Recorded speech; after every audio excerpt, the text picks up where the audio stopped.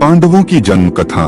नमस्कार दोस्तों, हमारी श्री कृष्ण ज्ञान गंगा चैनल में आपका हार्दिक स्वागत करते हैं। पांडव हस्तिनापुर के राजा पांडु और उनकी दो पत्नियों कुंती व माद्री के 5 शक्तिशाली और कुशल पुत्र थे।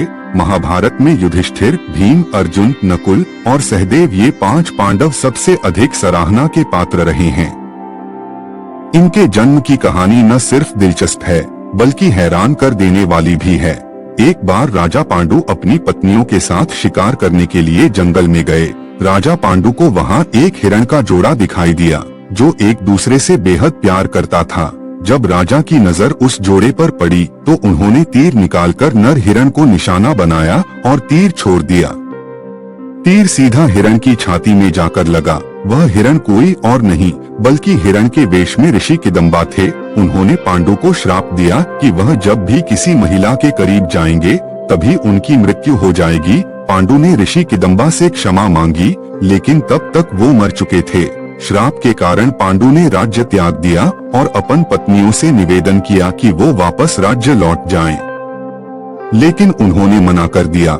कुंती और माद्री जंगल में राजा पांडु के साथ ही रहने लगी। उस समय उनकी कोई संतान नहीं थी। तब कुंती ने अपने पति को बताया कि उन्हें ऋषि दुर्वासा से वरदान मिला था कि वह किसी भी भगवान को बुलाकर उनसे एक शिशु को प्राप्त कर सकती है। दुर्वासा द्वारा कुंती को दिए गए मंत्रों के उपयोग के माध्यम से उसने यम यानी धर्म के देवता का आह्वान किया, जिससे उन्होंने युधिष्ठिर को जन्म दिया।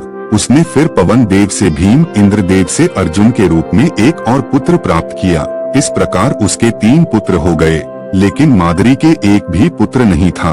तब कुंती ने माद्री को भी मंत्र विद्या सिखाई। मंत्रों की मदद से माद्री ने अश्विनी कुमारों को बुलाया, जिन्होंने उसे नकुल और सहदेव पुत्र के रूप में दिए। इस प्रकार 5 पांडवों का जन्म हुआ। देवताओं से प्राप्त सभी पांडवों को देवताओं की तरह ही दिव्य गुण प्राप्त हुए थे।